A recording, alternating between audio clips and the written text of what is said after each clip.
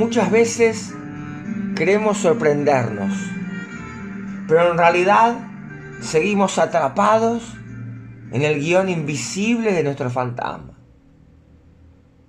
En este encuentro vamos a explorar cómo ese fantasma organiza nuestras relaciones, cómo nos protege del encuentro con lo real y al mismo tiempo nos limita. Vamos a aprender a distinguir la falsa sorpresa, esa que nos mantiene girando en lo mismo, de la verdadera sorpresa, que abre un camino a la transformación.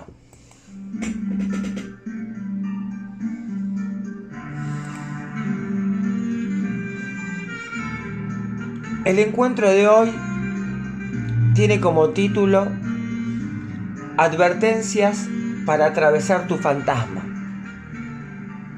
si es que lo podés atravesar.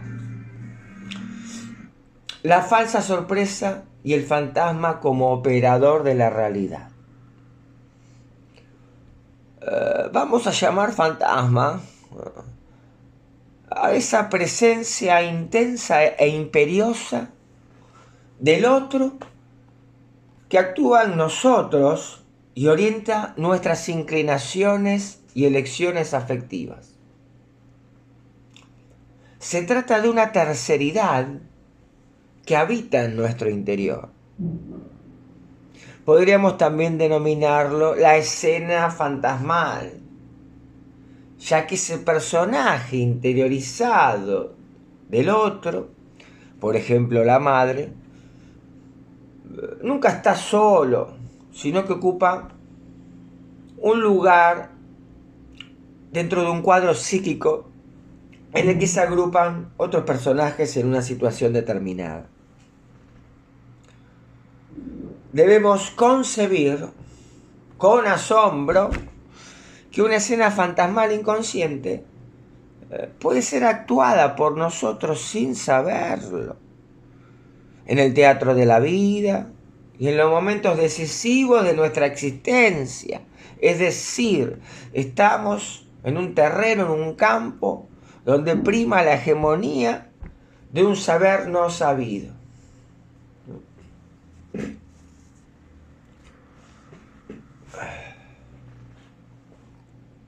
El fantasma cumple la función de sostener el deseo, porque el sujeto, más que un deseante, es un desfalleciente, un ser afanísico, que no llega a ser plenamente y que gracias al objeto, ese objeto imaginario de corte, logra constituirse en una cierta unidad. Esa unidad opera como una terceridad, que es el fantasma, una estructura sincrónica que sostiene el deseo. Es lo que podríamos llamar la estructura fundamental del fantasma. Es el fantasma. El fantasma que habita en un sujeto. Después el sujeto tiene que ver a ver qué hace con ese fantasma, cómo lo reintegra a su psique. Quisiera subrayar, para arrancar, esta función estructural del fantasma, que muchas veces pasa desapercibida, ¿no?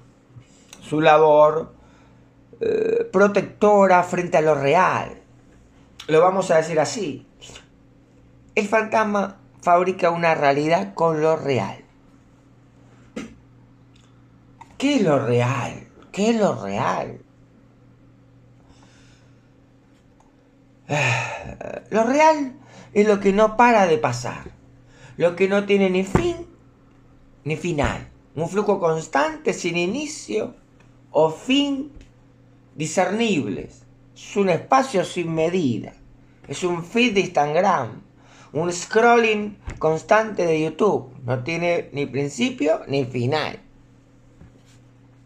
Y la emergencia de lo real es una amenaza.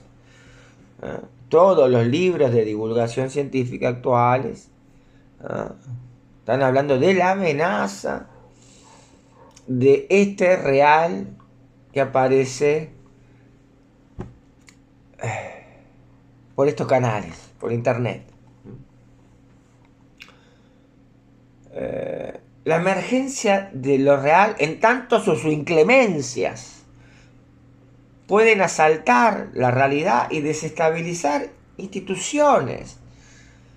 Instituciones. No estamos hablando de instituciones, es el padre, es una institución, la madre es una institución, la familia es una institución, no un club de barrio, no solamente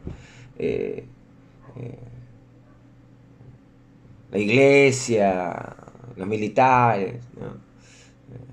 El padre es una institución. Para esto está el manual del lenguaje indoeuropeo de Benveniste. La emergencia de lo real, sus inclemencias asaltan la realidad y ponen en jaque a estas instituciones, ponen en aprietos la energía del sujeto o su orden económico. Su orden económico en el sentido de la economía, ecos, casa, nomía, norma. Ponen en jaque, barran, fisuran esa economía psíquica o energía del sujeto. Y la energía del sujeto es una cifra, la energía del sujeto es su password, ¿no? Su palabra clave. Entonces, cuando lo real se impone sin mediación posible, se produce la verdadera sorpresa. En la clínica, la caída del fantasma expone al sujeto a la dimensión más cruda de lo real, donde ya no hay protección fantasmática ni interpretación posible, ¿no? Esto es lo que puede llegar, lo que puede llevar a un pasaje al acto, ¿no? No hay interpretación posible, no hay otro, ¿no? No hay mediación, no hay principio ni final. El hombre en su generalidad, la especie humana, mamífera, que habla, el hablando soy, el ser hablante, el ser parlante, el parlanchín, es un defecto en lo real, es un defecto, ya que a diferencia de lo real, el hombre tiene principio y final. El lenguaje nos hace sujetos de un comienzo y un final, que ordena el mundo y el tiempo y nos protege de estar en un real de manera desorganizada. Uno nace tal día y muere otro día. Eso tiene un principio y un final. Esta presentación inició hace unos minutos y tendrá su final en los próximos minutos. Entonces, el fantasma no se trata solo de una ficción, ni de una negación de lo real, sino de una elaboración que permita al sujeto hablante habitar con cierta consistencia su mundo y el mundo. Esta elaboración es lo que en psicoanálisis llamamos realidad psíquica. La realidad psíquica no es ni una realidad externa, ni tampoco una ilusión subjetiva. Es aquello que el sujeto construye como modo de habitar el mundo a partir del encuentro con lo real. Es, si se quiere, una realidad con lo real, una manera de simbolizar de metaforizar o bordear aquello del orden de lo imposible, ¿no? Es la metáfora del sujeto, o la represión primordial, la represión originaria, la que marca el quiebre entre el sistema consciente e inconsciente. ¿Sí? El fantasma entonces actúa como mediador, protege al sujeto del encuentro con lo real y lo hace mediante lo que llamamos una falsa sorpresa. Ahora, ¿qué es una falsa sorpresa? ¿Qué es una falsa sorpresa?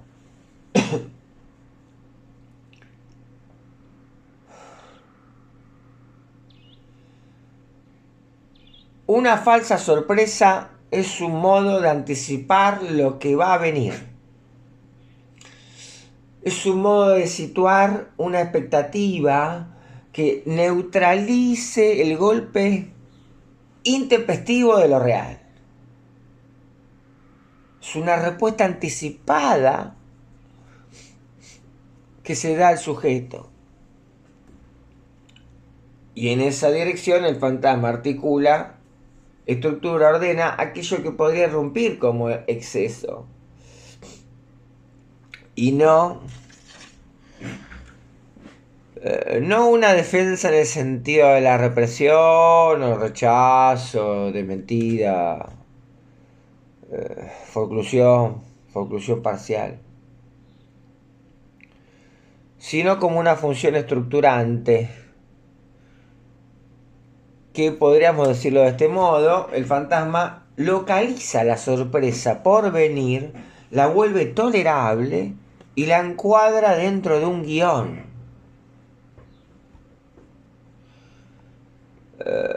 La neurosis se organiza a partir de la represión del significante del nombre del padre, represión primordial, metáfora paterna, ¿no? Lacan, Freud.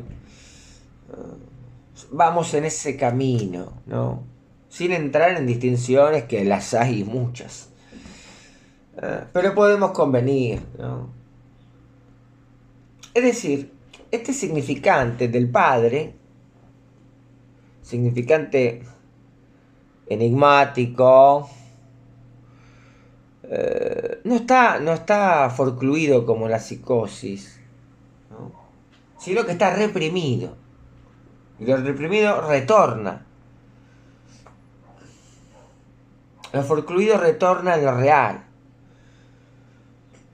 Lo reprimido retorna en lo imaginario simbólico. Pero dentro del fantasma. En la neurosis el nombre del padre está en su lugar, no está reprimido. Esto significa que el sujeto neurótico, si ha atravesado por la función fálica, opera la metáfora paterna, y por eso la neurosis se articula como estructura de conflicto, no como una falla de descripción simbólica como en el caso de la psicosis. Nos desviamos un poquito, retomemos el curso de la sorpresa. El fantasma, como una de sus funciones, es de proteger la verdadera sorpresa. Atento. ¿Qué es el fantasma? ¿Qué es la sorpresa? Paso a paso. Paso a paso. Es decir, la sorpresa como ese momento en que lo real se impone sin mediación posible, ahí el fantasma nos protege. Y esto tiene una consecuencia clínica muy importante, fundamental, ya que sin fantasma no hay posibilidad de transferencia psicoanalítica. Podría haber psicoanálisis. Podría haber psicoanálisis con los psicóticos. Pero transferencia. ¿qué sería la transferencia psicótica? Hay mucho trabajado de esto, pero lo podemos trabajar en otra oportunidad. Entonces, la consecuencia clínica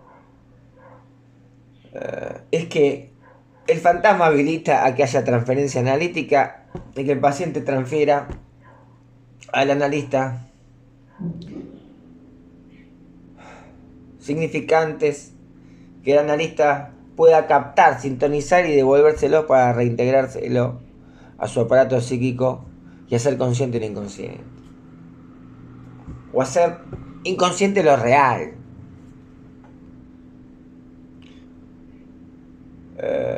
La transferencia es el lazo singular con el psicoanalista que hace posible el trabajo del análisis. Requiere que el sujeto tenga una realidad psíquica. Es decir, que haya alguna forma de tramitar lo real a través del fantasma. Si esa operación está alterada, está ausente, la transferencia se ve afectada o directamente impedida. Freud ya lo señalaba esto con lo que él llamaba las neurosis narcisistas, que hoy entendemos por la psicosis, ¿no? Cuando hay alteraciones graves en la percepción de la realidad y el sujeto no puede establecer una transferencia en el sentido analítico.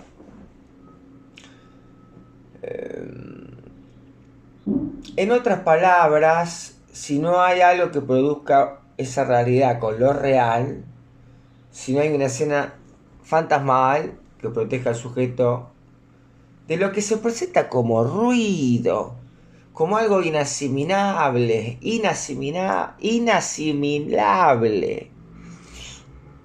como la invasión de lo real. Eso es lo que muchas veces encontramos en estos cuadros psicóticos. Un ruido de fondo, el significante sin red, sin fantasía, ya que el fantasma es una red, es una telaraña, donde allí el mosquito y la araña en la red tienen relaciones. Entonces, ese ruido de fondo, ese significante sin red, un acontecimiento sin marco, lo real irrumpiendo sin mediación, esto es algo grave. Recordemos que la transferencia abre la dimensión del tiempo, no del tiempo cronológico, sino del tiempo subjetivo, el tiempo lógico. Subjetivo es que si uno tuviera una computadora, tiene instalado un programa o una carpeta que es del sujeto. Ahí se puede hablar de subjetividad. Si la persona en su computadora no tiene instalado el programa del sujeto, no tiene subjetividad. Bueno. Entonces, quisiera llegar a la primera conclusión. Es que el acto psicoanalítico se produce en un fuera de tiempo de la torpeza, en el destiempo de la torpeza. Este acto que no coincide con una interpretación brillante, tipo película de Freud, que Freud se fuma un habano, una interpretación espectacular, ni tampoco con una deducción lógica del analista tampoco, ¿no? Es un acto que permite, si se logra, volver a pasar por el comienzo. ¿Cuál comienzo? El de la constitución subjetiva, que la neurosis se experimenta como una culpa estructural, porque todo neurótico es culpable y el acto analítico en su efecto permite retornar a ese punto de partida, pero no para repetirlo, aunque esa repetición pueda ser necesaria, o sucede, sino para reencontrar en esa repetición, en todo caso, una forma de inocencia del sujeto. ¿Y qué tipo de inocencia es esta? Una inocencia que autoriza una experiencia de lo real, o más precisamente una experiencia del significante en su punto más radical. Es decir, la posibilidad de comenzar, de reubicar el lugar del sujeto allí donde algo del orden del deseo puede inscribirse otra vez.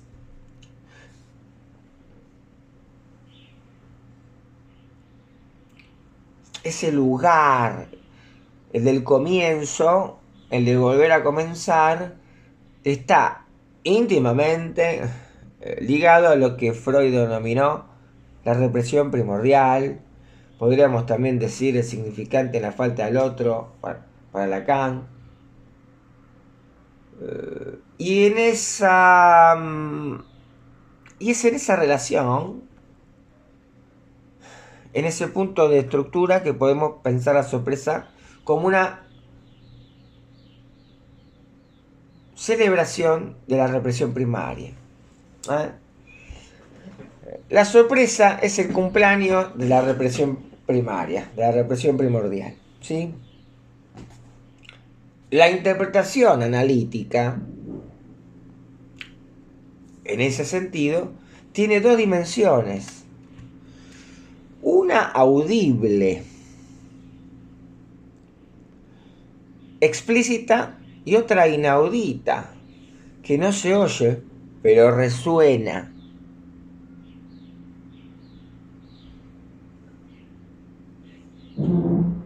Los pajaritos resuenan. Esa parte inaudita de la interpretación es la que divide al sujeto, lo extrae de la cadena significante común, lo arranca de la charla cotidiana. Es lo que resuena en el silencio, lo que lo toca sin que pueda decirse del todo. Ya Borges decía que toda buena poesía tenía un sentido ausente, ¿no? Y en esa línea, lo inaudito de la interpretación es ese sentido ausente que, sin ser dicho, produce efectos.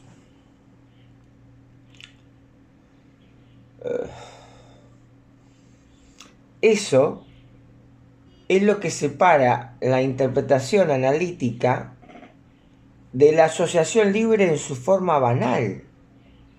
No se trata de decir cualquier cosa o de encadenar palabras en una metonimia infinita. Se trata de un encuentro en que el sujeto es tocado por algo que no dijo, pero que lo constituye.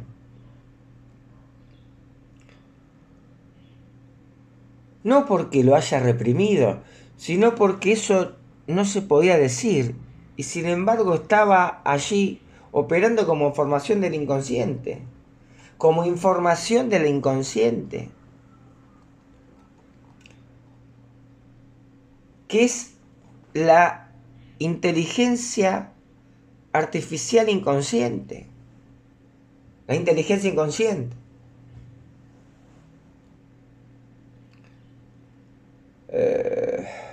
El inconsciente no es lo que uno dice, sino lo que resuena en el decir.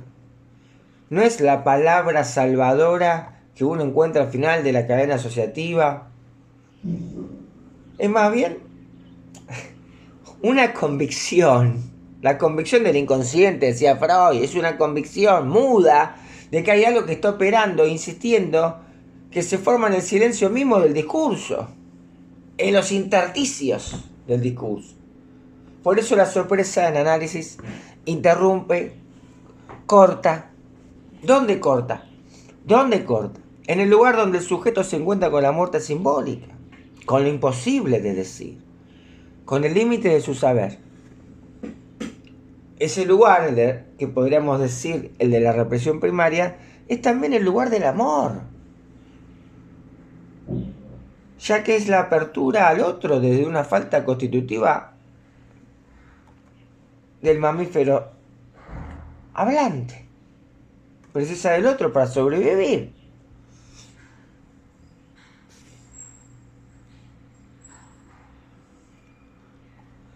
Me gustaría detenerme en una distinción fundamental que nos permite pensar la emergencia del sujeto y su vínculo con el acto analítico.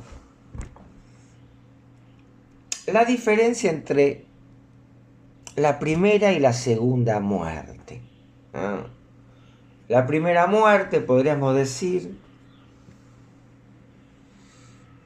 es la muerte biológica, la que ocurre en el cementerio, la que nos lleva en el cementerio.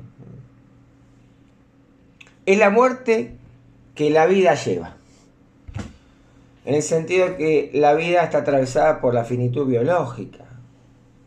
Es la muerte en tanto lo que sobreviene al final de la existencia tuya, mía, nuestra, de todo ser hablante humano.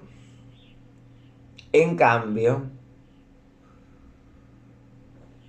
la segunda muerte, que paradójicamente es anterior, es aquella que lleva a la vida, es decir, la que estructura la existencia subjetiva desde su origen. ¿No? Si la primera muerte es la muerte que la vida lleva, la segunda muerte es aquella que lleva la vida. Es decir, esa muerte que nos da la chance de pasar por el origen de nuestra fundación como sujetos. Esta segunda muerte no es un acontecimiento cronológico, ¿no?, sino una cuestión de estructura. Podría ser otro nombre de la represión primordial, ¿no?, la represión primaria. Ese punto imposible de representación desde el cual el sujeto se constituye como efecto del significante, ¿no? Ahora, veníamos diciendo que el sujeto es una respuesta de lo real, un defecto. Como decíamos, y se trata de una respuesta de carencia, carenciada. El sujeto nunca es producto, no es producto de un estímulo externo, sino la respuesta misma a una falta de la estructura de su aparato psíquico. Y es en esa falta que aparece.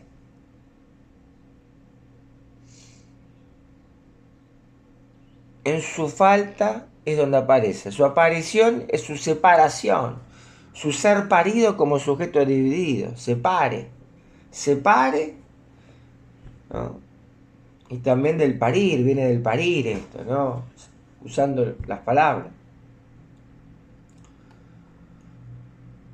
Es decir, el sujeto no emerge como una continuidad histórica, sino como una fractura del determinismo histórico. Dicho de otro modo, el sujeto no es una consecuencia lineal del pasado. No está garantizado por una lógica causa y efecto. Su emergencia es contingente, siempre en tensión con lo imposible del origen. Por eso también podemos decir que el sujeto es una celebración del punto de partida, porque no puede volver a ese inicio, sino porque el acto analítico le permite volver a pasar por él. bajo otra lógica. Y en esa lógica, la sorpresa ocupa un lugar central.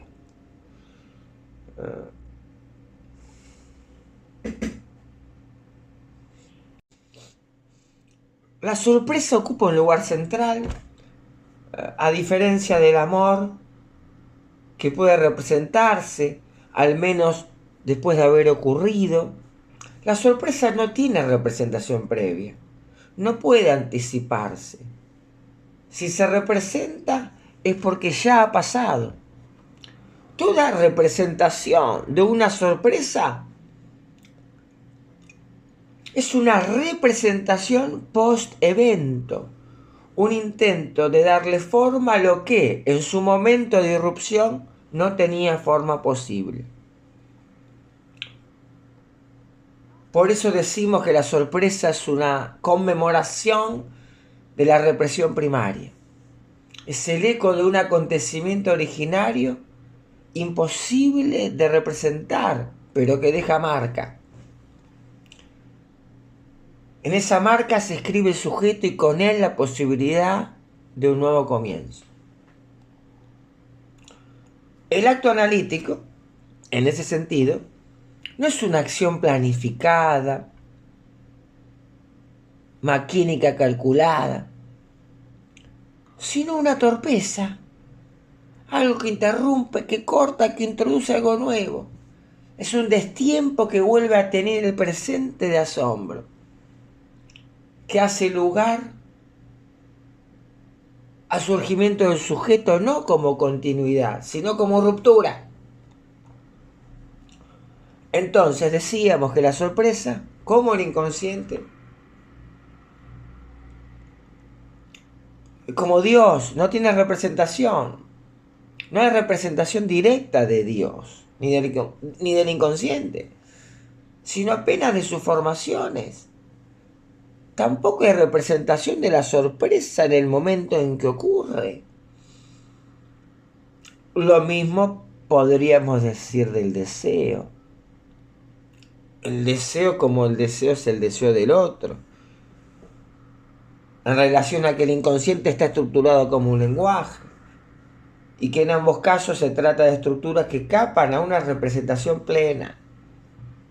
El inconsciente, cuando ya está estructurado como un lenguaje, funciona precisamente desde lo que no puede representarse de forma directa.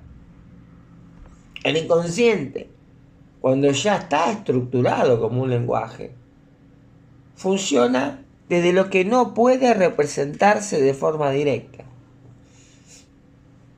Y el deseo es lo que resta y excede a la hazaña de un obsesivo, es lo que resta y excede a la desesperanza de un depresivo, al escepticismo de la ironía, al optimismo de la histeria, a un altruismo reactivo y a la conveniencia del poder.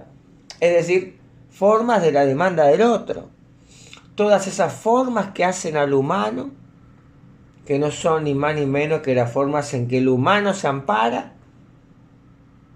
para poder seguir respirando. Hoy digo que el humano se ampara en las formas de las demandas del otro para seguir respirando, y quien no respira se muere. Porque si no respirás, no podés hablar. Desde esta perspectiva, la sorpresa trae consigo el humor de la verdad. En tanto, se representa como un acontecimiento ahistórico, sin inscripción previa. No hay una historización de la sorpresa en el momento mismo de su aparición. Solo después podremos ubicarla en la cadena temporal, luego después representarla, explicarla. Pero en su instante puro, la sorpresa escapa a la linealidad del tiempo. Ese es su vínculo con la verdad. con lo inaudito y también con el acto. Ahora bien, pensemos esto en relación con la transferencia. Si entendemos la espera, esperar,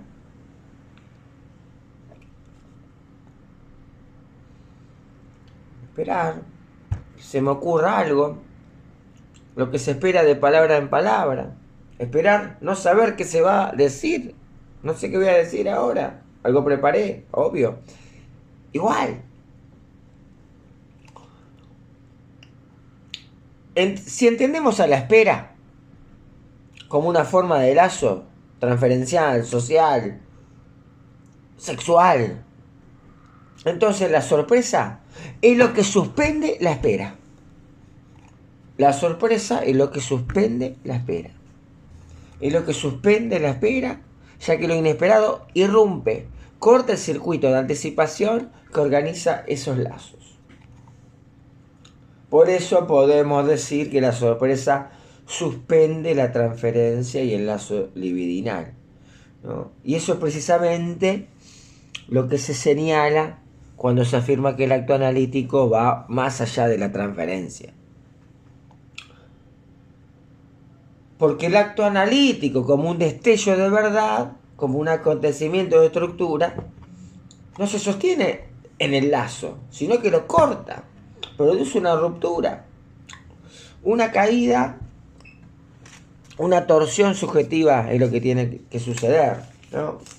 A ver.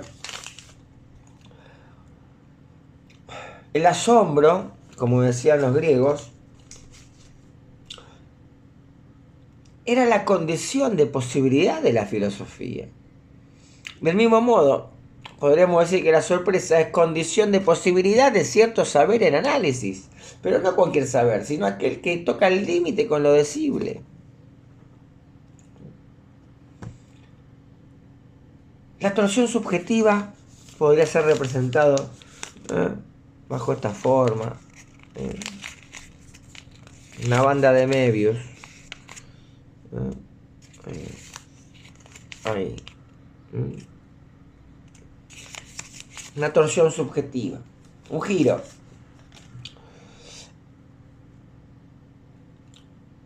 Ahora,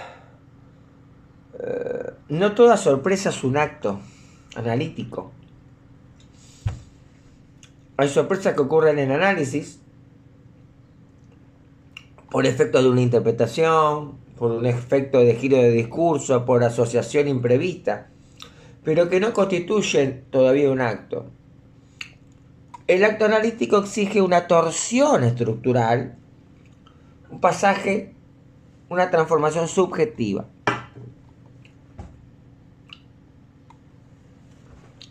Para ilustrar estas cuestiones, vamos a entenderlas con casos clínicos. Vamos con el primero. Un ejemplo clásico de celotipia, de celos. Muchos pacientes presentan celos.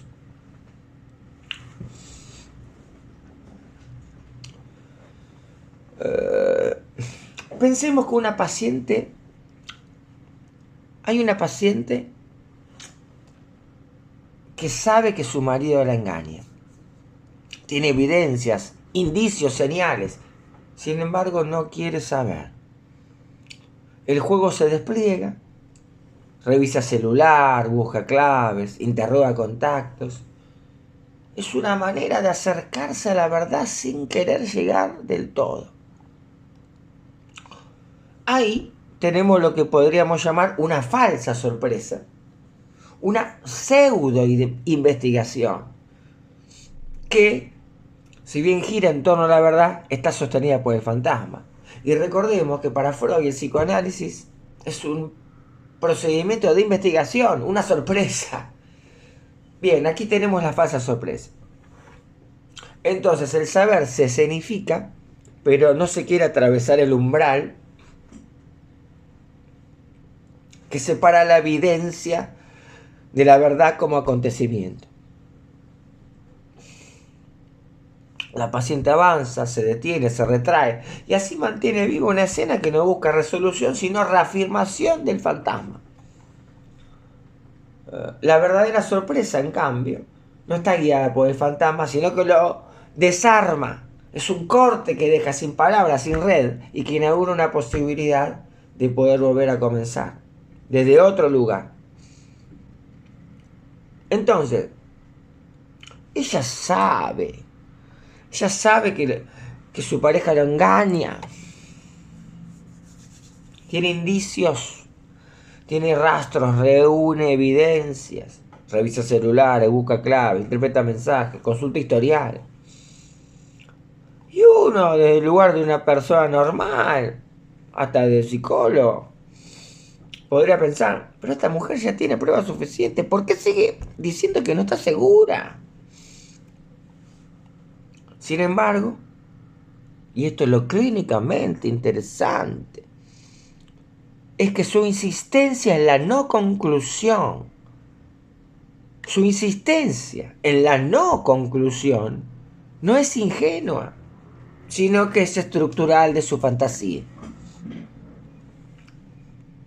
En ese punto uno no interpreta, no es momento de lanzar ninguna interpretación, porque ahí lo que opera no es el deseo de saber psicoanalítico, sino el circuito del fantasma. La paciente sabe pero no concluye. Y esta no conclusión sostiene el lazo, sostiene una escena que tiene una forma de goce. ¿Qué hace entonces el psicoanalista? Acompaña esa lógica, sin precipitarse, sin querer develar lo que la paciente se encarga de mantener velado. Porque en este caso, la paciente no busca la verdad, sino un cierto tipo de verosímil que le permita no decidir. La clave está en eso, no lo real de la situación, es decir, el engaño, la evidencia, que lo real de la situación no produce verdad, sino que se transforma en realidad a través del fantasma. La paciente toma ese material y lo reabsorbe dentro de su guión fantasmático, es decir, lo convierte en una falsa sorpresa. ¿Y qué es la falsa sorpresa?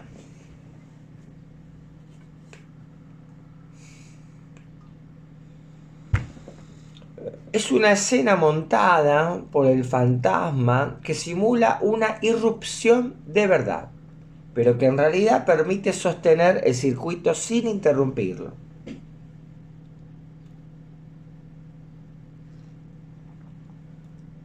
Es una escena fantasmal que simula una irrupción de verdad, pero que en realidad permite sostener el circuito sin interrumpirlo. Es una sorpresa que no corta, que no opera como acto, sino que mantiene la estructura en suspenso.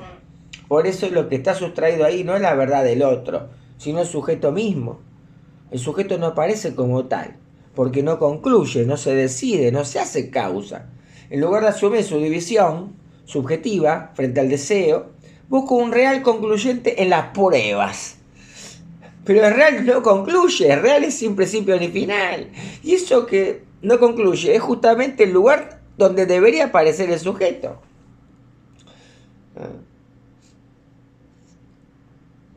Entonces, en lugar de asumir la incompletud del saber, que es la posesión que habilita el acto, la paciente busca más realidad.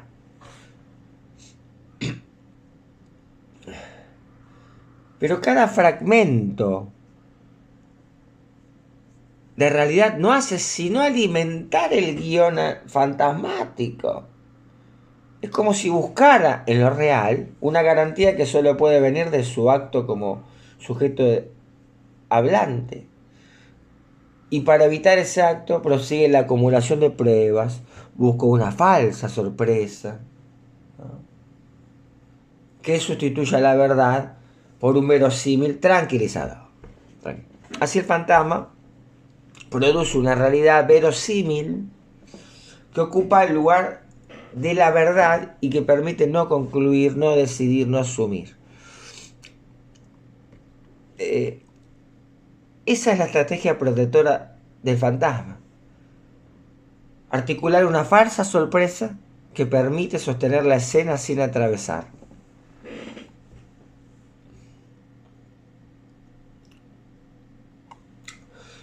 Cuando uno se encuentra en la transferencia, la tentación del analista de interpretar puede ser muy grande.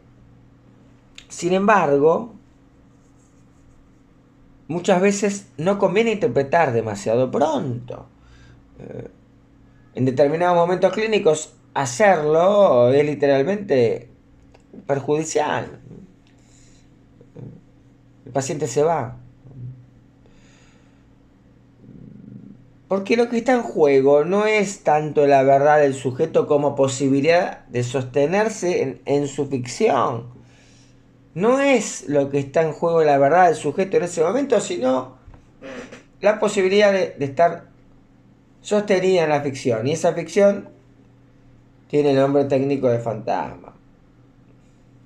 Ella dice que no está segura, que no sabe. El relato está lleno de evidencias. ¿Cómo entender su suspensión del juicio? Esta necesidad de continuar buscando más datos, más señales, más indicios. Podemos decir que se engancha a cada historia dramática, angustiante, como forma de aplazar el momento de la decisión. No porque no sepa, sino porque no quiere saber lo que sabe. No porque no sepa, sino porque no quiere saber lo que sabe. Entonces la escena se repite, pero nunca se concluye. ¿Por qué? Porque el sujeto queda excluido de ese montaje. El sujeto está sustraído de la escena. Se busca en lo real, en este caso las pruebas, en la evidencia, lo que solo podrá venir desde el sujeto mismo como posición en el discurso. Pero en lugar de esto se persigue un real que funcione como prueba irrefutable, como algo que clausure el enigma. Se espera que lo real diga lo que el sujeto no puede decir.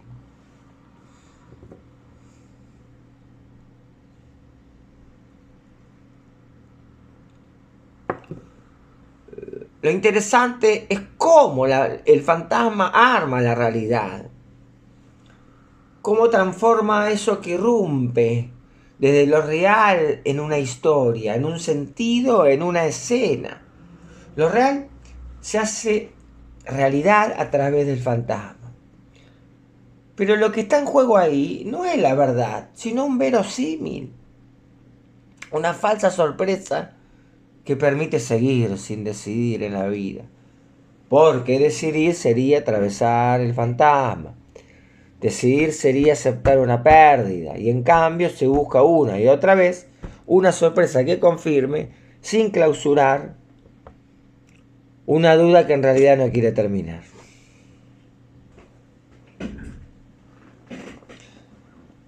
Ahora bien, ¿qué sucede cuando lo real no puede ser absorbido por el fantasma? Cuando la sorpresa no puede ser organizada por la estructura de sentido del sujeto. Es ahí cuando el sujeto se queda sin fantasma. Y sin fantasma se queda sin protección frente al goce. Es decir, el sujeto, allí está la intemperie, está el horno.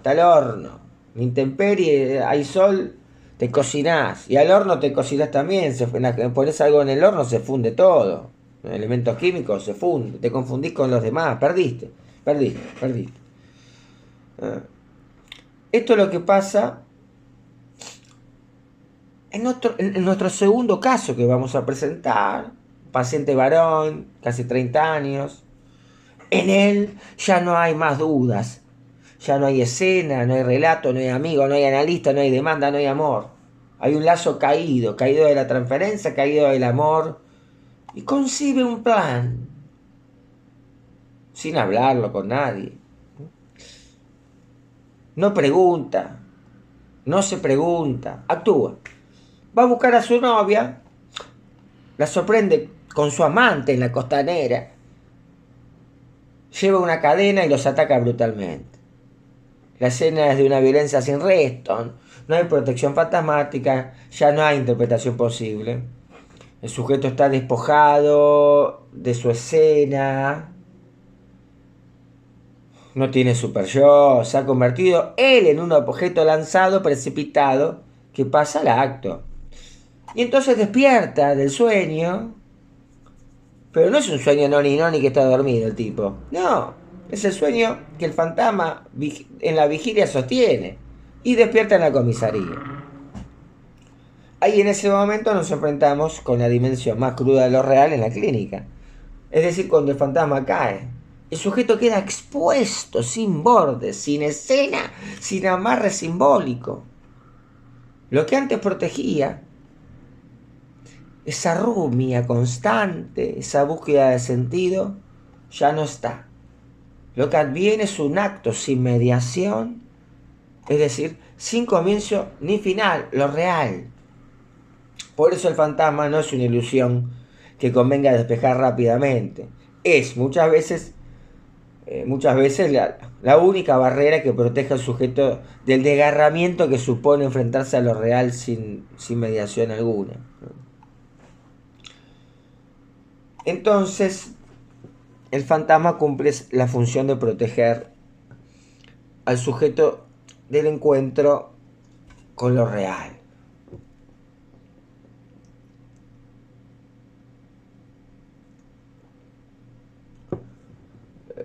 Esa falsa sorpresa que muchas veces se presenta como evidencia no es más que una escena fantasmática que intenta contener lo imposible de representar. No hay respuesta verdadera allí, porque no hay saber sobre lo real. El sujeto se aferra a su fantasma que marca la experiencia de su mundo. Cuando ese marque falla, la sorpresa ya no se tramita como sorpresa, sino como una estupefacción. Es cuando cae el andamiaje del sentido. Lo que allí se elude, efectivamente lo que allí se elude es la castración del otro.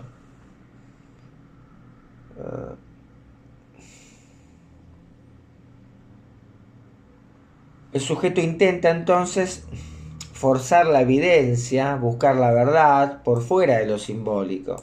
Pero esa evidencia, cuando se presenta desde lo real, no se puede entroncar en la lógica fantasmática. No hay verosímil que la represente. Se desarma la escena subjetiva.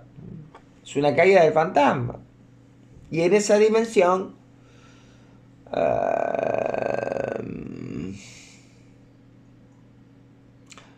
el sujeto queda sin estructura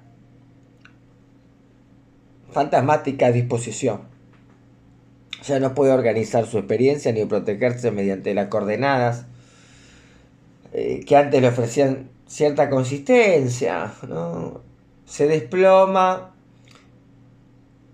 ese verosímil de verdad. Es decir, deja de ser eficaz en cuanto tal. El sujeto ya no puede construir ni sostener una escena ni una demanda que permita un lazo. Ni con el analista, ni con un amigo, ni siquiera consigo mismo como interlocutor de su propio relato. El desplome se produce a solas, sin resto, por fuera de la transferencia.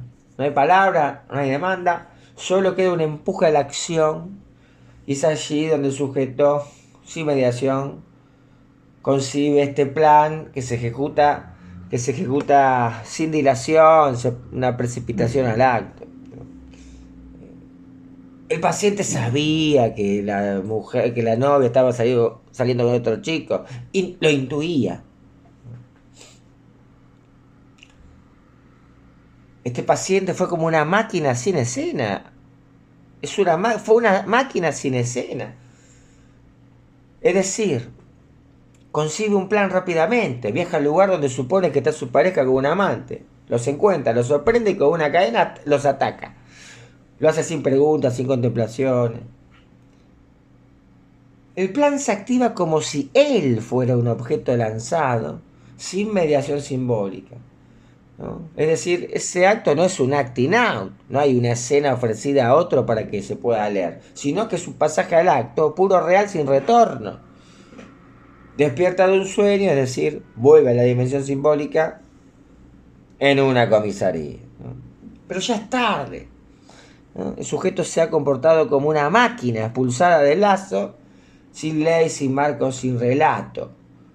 Lo que allí emerge no es simplemente enojo, es la ira entendida como una presentificación de ese odio más antiguo que el amor, ese odio de estructura que subsiste en cada uno, y cuando el fantasma cae, cuando la escena amorosa se disuelve, el sujeto se convierte en ese resto,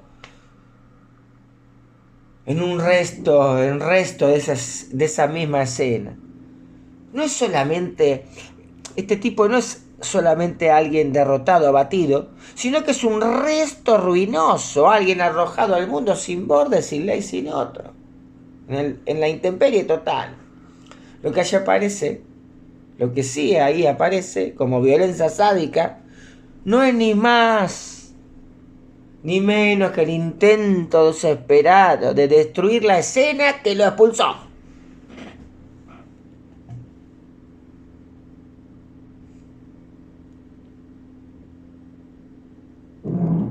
Y lo hace fuera de tiempo, por fuera del espacio social.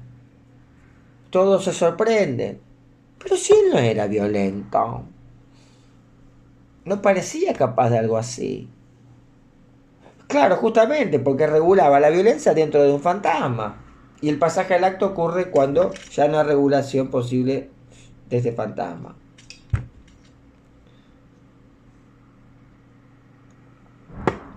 Este caso recuerda a la escena final de la película El Sacrificio, ¿no? de Tarkovsky, donde allí el protagonista, sin más recursos simbólicos para sostener su mundo, termina quemando su propia casa, destruyendo todo. No hay ahí ni resignación ni salvación, solo ruina, expulsión y encierro. La acción concluye con una ambulancia y un hospital psiquiátrico, ¿no? Es el precio de haber quedado por fuera del lazo, por fuera de la escena, por fuera del fantasma.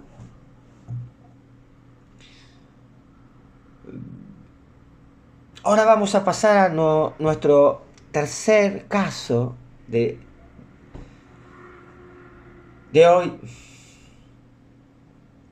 Un analista, ya en el fin de su carrera, un analista de 80 años, solía evocar un caso que lo había marcado profundamente. Este caso está documentado en la revista de la Internacional Psicoanalítica del año 1996, creo que número 14, 15.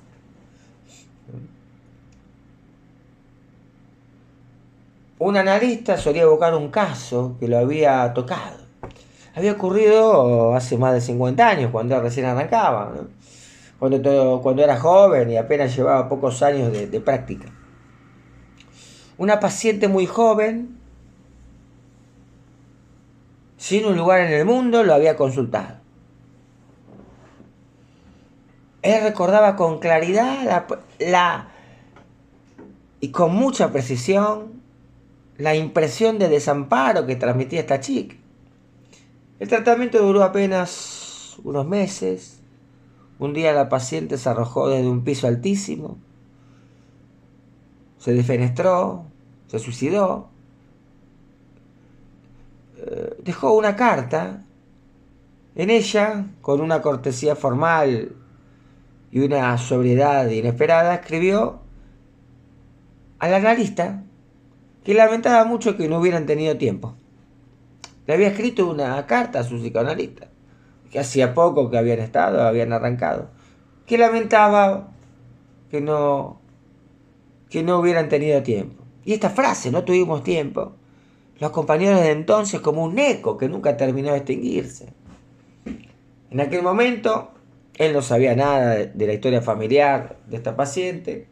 Solo después se supo que había antecedentes de suicidios en su familia. El golpe fue muy desconcertante, de alguna manera que la familia le pidió a él que acceda a reconocer el cuerpo de esta paciente. Nunca comprendió del todo, nunca había comprendido del todo por qué lo habían convocado a él. Lo único que podía decir con certeza era que aquella muerte había interrumpido como una sorpresa infinita, un pasaje al acto absoluto, sin previo aviso, imposible de anticipar.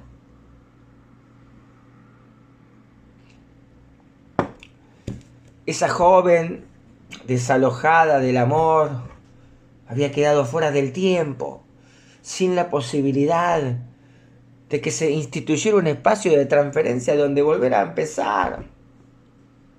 Desde entonces este psicoanalista de New York quedó habitado por una pregunta que nunca dejó de resonarle. ¿Qué es esa irrupción que desborda, rompe la continuidad y arranca al sujeto de la vida sin mediación alguna? ¿Qué es esa irrupción que desborda, rompe y arranca al sujeto de la vida sin mediación alguna?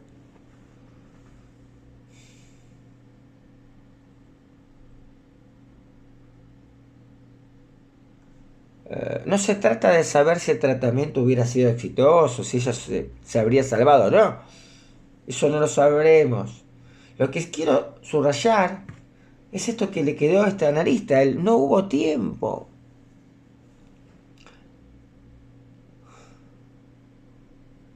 Y esa es una de las claves del pasaje al acto. La irrupción de lo real cuando no hay temporalidad subjetiva que lo pueda tramitar, digerir, metabolizar.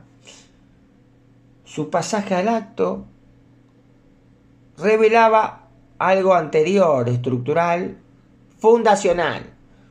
Una castración no operada, un comienzo sin tiempo. Es decir, no fue simplemente una elección por la muerte. Fue la expresión radical de la imposibilidad de la vida. ¿Qué hace falta para que el tiempo pueda fundarse? Para que el espacio de la palabra sea posible. ¿Qué hace falta para que todo no se precipite en un acto?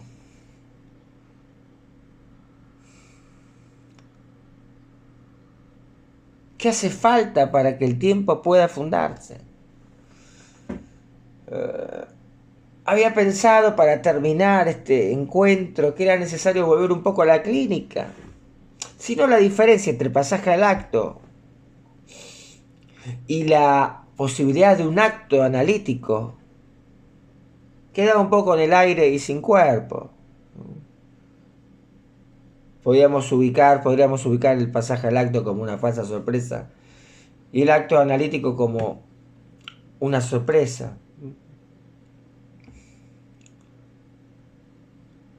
Retomando un poco este último caso, la familia lo llama para acceder a reconocer el cuerpo. El terapeuta accede, pero con una profunda incomodidad. ¿Por qué él, que apenas la había conocido, un psicólogo desconocido de New York? ¿Cuántos psicólogos de New York? ¿Por qué le habían pedido algo así a este ignoto psicólogo? Inexperto. Con el tiempo se supo que había antecedentes de suicidio, etc. Bueno. El psicólogo fue a declarar a la justicia. Y siempre aclara en este artículo la frase que le quedó en la carta que ella le deja. No tuvimos tiempo. Lo marcó de modo indeleble. Porque en verdad no hubo tiempo de transferencia, no hubo un tiempo mínimo para que se fundara ese espacio analítico que a veces permite volver a poder comenzar de nuevo. Fue un fracaso esto. Podría haber hecho algo distinto el psicólogo. Nunca encontró una respuesta definitiva, pero sí una elaboración. Esa sorpresa infinita le enseñó algo que buscaba transmitir en su vejez. El pasaje al acto es una salida sin mediación simbólica, sin posibilidad de espera. Cuando la amenaza de castración irrumpe, sin que el significante pueda responder a su llamado. Es un acto que clausura, que no deja lugar a otra escena. Ese es el pasaje al acto. La carta "no tuvimos tiempo" no solo marcaba una urgencia, era también la constatación de que no se había instalado la transferencia. Tal vez eso es lo que se quedó, algo de eso quedó, un resto transferencial, aunque mínimo, como si su acto hubiera necesitado también. Con el tiempo, este analista tuvo una hipótesis. Pensó que la familia lo había llamado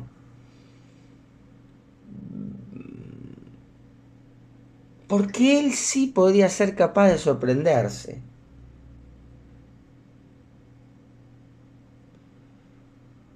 A diferencia de ellos, para quienes esta tragedia parecía casi previsible. Y entonces comprendió algo decisivo. El acto psicoanalítico muchas veces es un acto fallido, en el sentido de que no alcanza plenamente su cometido, pero aún en su fracaso mantiene a la muerte, la pérdida y el duelo del lado del amor. En cambio, el pasaje al acto, que es un acto logrado, radical, pero donde el amor queda del lado de la muerte. Y ahí no hay lugar para volver a empezar. Nos vemos la próxima.